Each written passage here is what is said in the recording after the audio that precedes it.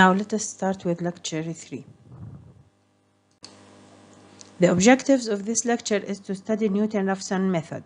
Newton-Raphson method is an example of slope method, not bracketing methods. يعني هون الفكرة عنا إنه رح نستخدم إشي بنسميه slope methods اللي هي بتعتمد على الميلان، أو رح نعمل زي خط ملامس للكيرف بنقطة معينة لنوجد تقريب للروت الموجود عنا.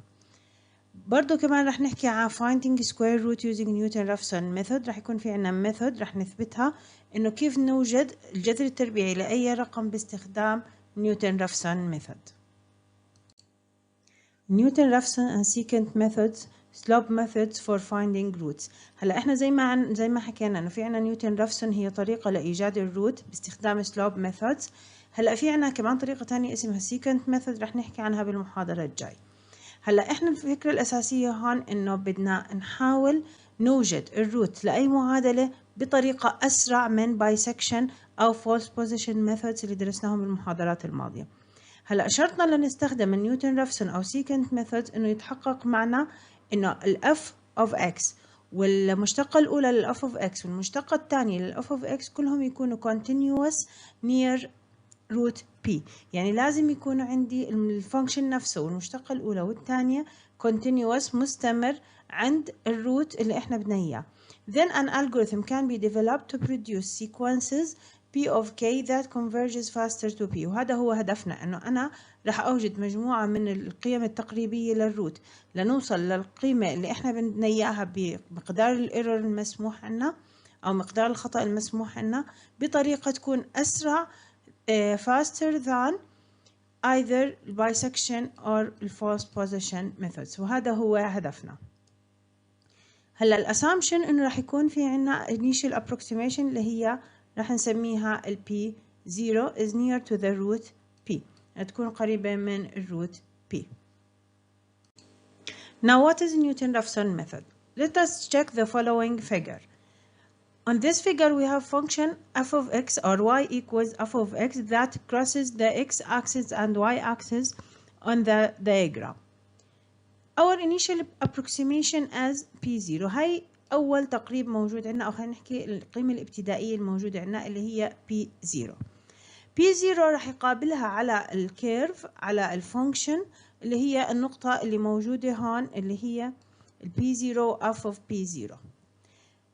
نيوتن-رافسون اللي بيحكي إنه إحنا رح نوجد tangent to the curve on this point، يعني رح نيجي نوجد الخط الملامس على النقطة الموجودة هون.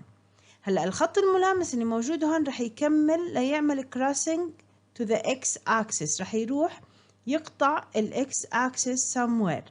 هلا المكان اللي هو قطع فيه ال x-axis اللي هو رح ينتج لي النقطة p1. هاي رح تكون first أو خلينا نحكي P1 اللي هو second assumption أو approximation موجود عنا، يعني هاي القيمة التقريبية الجديدة اللي رح نحصلها. هلا رح يكمل نيوتن-رافسون بنفس الطريقة، بحيث إنه من عند ال P1 رح ياخد النقطة الجديدة اللي هي رح موجودة على الفانكشن اللي هي ال P1 و f of P1، وبنفس الطريقة رح ياخد التانجنت ليعطيه قيمة تعمل crossing to x-axis اللي هي رح تكون عنا بهاي الحالة ال P2، وهذا هو تقريبنا الجديد. هلا إذا بدنا نكمل رح نكمل بنفس الطريقة، إنه رح ناخد النقطة الموجودة على الكيرف، رح ناخد التانجنت ونشوف وين بده يقطع ال x-axis. زي ما أنتم ملاحظين بكل مرة إحنا بناخد approximation جديد بيصير عندي الخط القاطع لل x-axis بيقترب أكثر من الروت، وتعتبر هاي الطريقة أسرع بشكل ملحوظ من bisection أو false position method. طبعا here P1 will be closer to P than P0. هاي هي الفكرة، إنه كل ما أخذنا تقريب جديد رح يكون أقرب أكثر للنقطة اللي إحنا بدنا إياها اللي هي root of the function. هلا dotted line الخط اللي موجود على الفيجر اللي هو هذا الخط، هذا اللي إحنا بنسميه L اللي هو tangent at the point or any given point. As we saw on the previous slide, now we have 2 points. The first one is the initial approximation P0 f of P0, and the second point is crossing line L crossing the x-axis, and this is line L. صار في عندي نقطتين وصار في عندي خط واصل بين النقطتين. لإيجاد السلوب أو الميلان للخط الواصل بين النقطتين راح نستخدم المعادلة m equals 0 minus ال f of p0. طبعا الزيرو من النقطة الثانية اللي هي قطعة ال x axis وال f of p0 من initial approximation divided by p1 minus p0. طبعا slope of p1 0 and p0 of p0.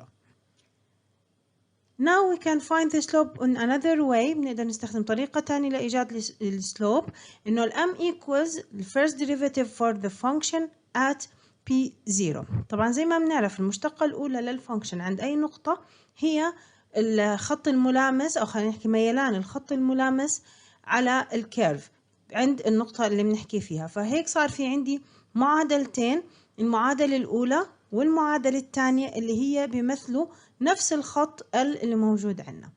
هلا احنا هدفنا انه نوجد ال P1. اين تقع ال P1؟